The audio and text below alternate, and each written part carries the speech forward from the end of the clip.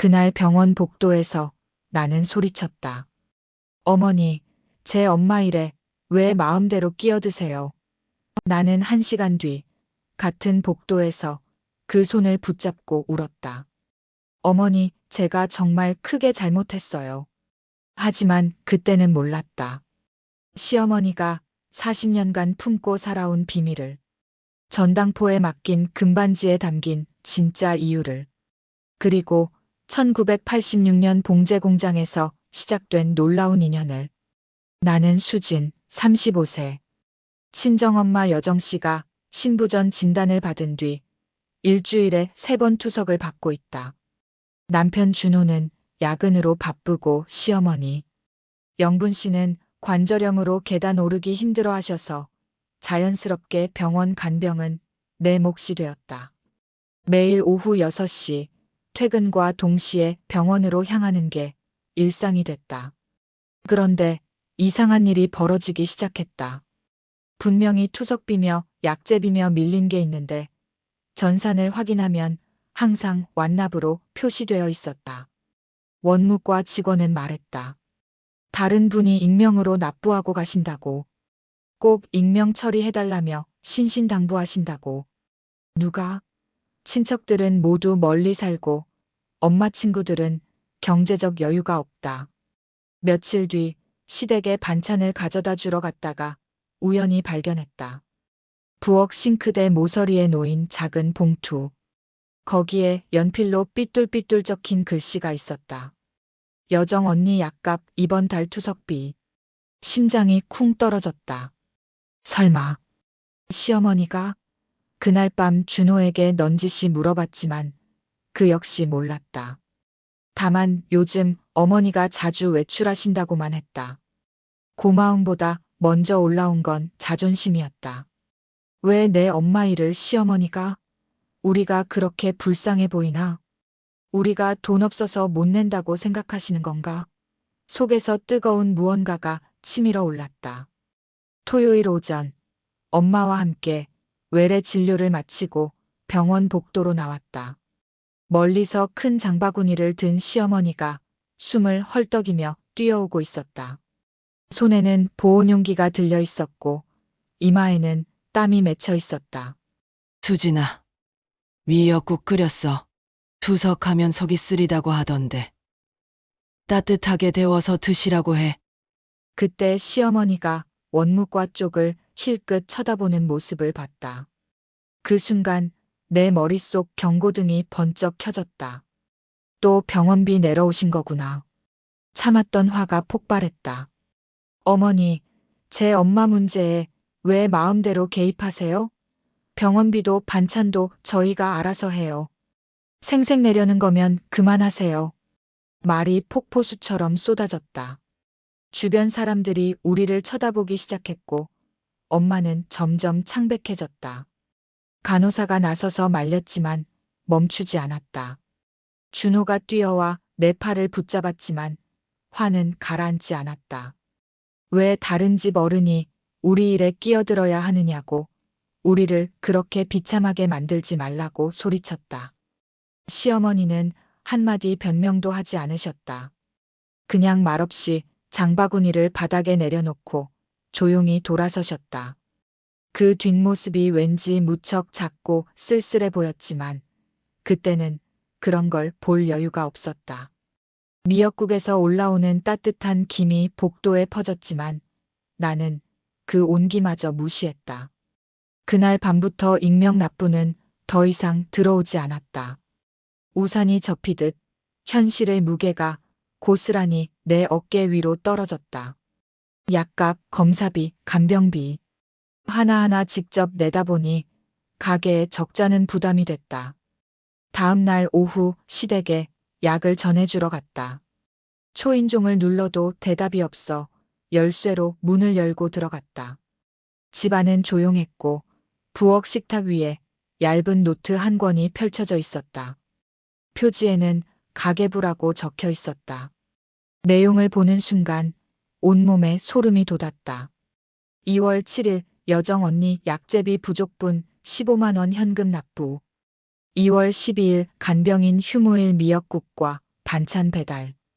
2월 18일 투석 후 회복식 도시락 준비. 2월 25일 검사비 잔액 카드 납부. 익명 처리 부탁이라고 적혀 있었다. 페이지를 넘기자 더 충격적인 것이 나왔다. 낡은 금반지 사진과 함께 전당포 영수증이 붙어 있었다.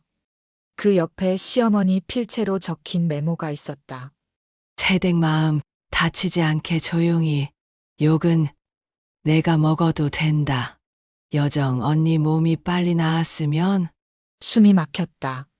시어머니가 자신의 반지를 전당포에 맡기면서까지 엄마 병원비를 대고 계셨던 거였다. 다음 페이지에는 더욱 놀라운 게 기다리고 있었다. 오래된 흑백 사진이 비닐 포켓에 들어 있었다. 공장 앞에서 젊은 두 여자가 어깨를 맞대고 웃고 있는 사진. 뒤에 적힌 글씨를 보고 또 한 번 충격을 받았다. 1986년 대림 봉제 공장. 여정 언니와 영분이. 엄마와 시어머니가 40년 전부터 알던 사이였다는 거였다. 그때 현관문이 열리는 소리가 들렸다. 동네 부녀회장 아주머니였다. 영분 씨 계시냐며 또 익명으로 후원금 넣으셨다고 했다. 몇 년째 그렇게 하고 계신다고, 본인 이름은 절대 올리지 말라고 하신다고. 머릿속에서 어제의 장면이 비수처럼 되살아났다. 생색내려는 거면 그만하세요. 내가 뭐라고 했지? 나는 장부를 품에 안고 병원으로 뛰었다. 택시 안에서도 계속 눈물이 났다. 병원에 도착해 원무과부터 찾았다. 오늘도 익명으로 병원비 내러 오신 분이 계시냐고 물었다. 직원은 그렇다고 했다. 조금 전까지 계셨는데 며느리가 알면 상처받는다며 꼭 익명 처리해달라고 하셨다고. 복도 끝쪽에서 시어머니를 발견했다. 손에는 물티슈와 작은 과일 봉지를 들고 계셨다. 나는 뛰어가서 어머니 앞을 막아섰다. 장부 봤다고, 전당포 영수증도 봤다고, 왜 말씀 안 하셨냐고 물었다. 시어머니는 한숨처럼 작은 미소를 지으시며 천천히 입을 여셨다. 내 엄마하고 나는 같은 공장에서 일했다고 하셨다.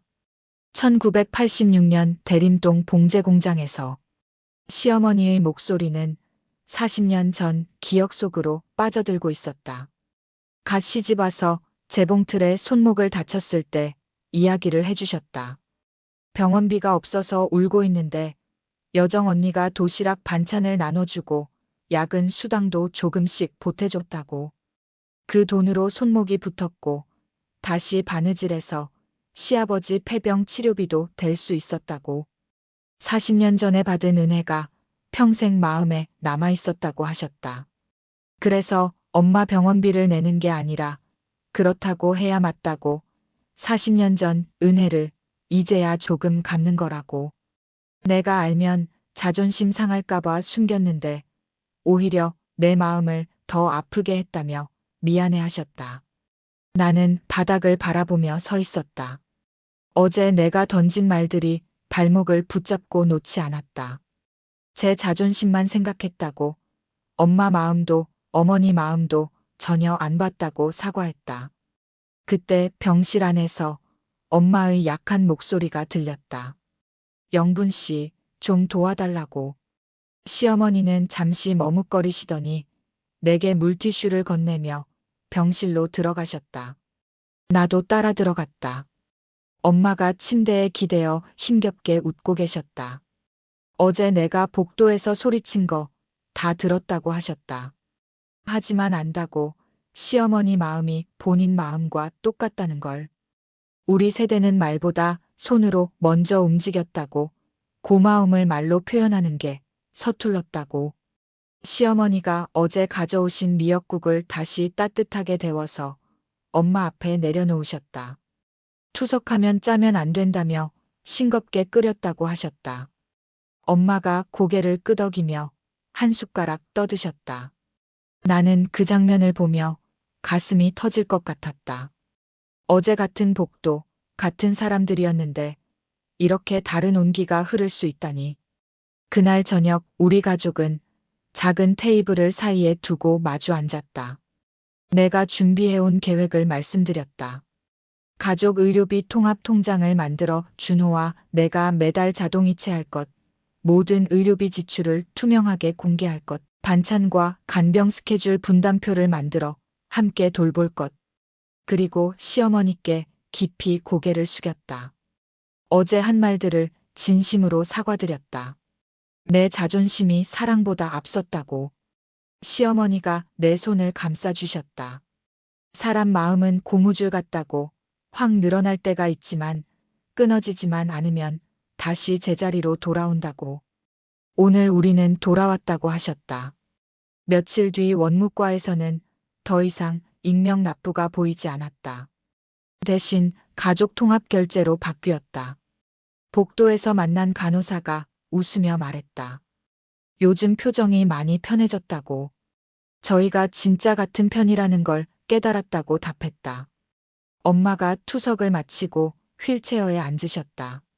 시어머니가 목도리를 정성스럽게 매만져 주시고 내가 손난로를 쥐어드렸다. 세 사람의 손이 잠깐 겹쳤다. 말없이 오래.